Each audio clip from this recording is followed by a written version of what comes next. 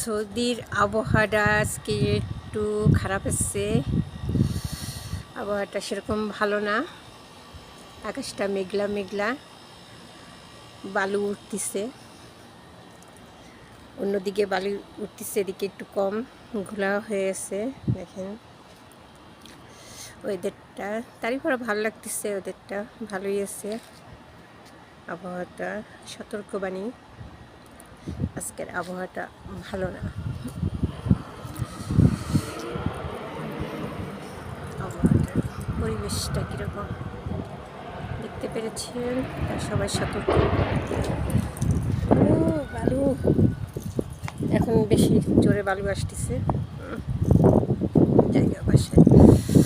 তো ওকে, ভালো থাকেন,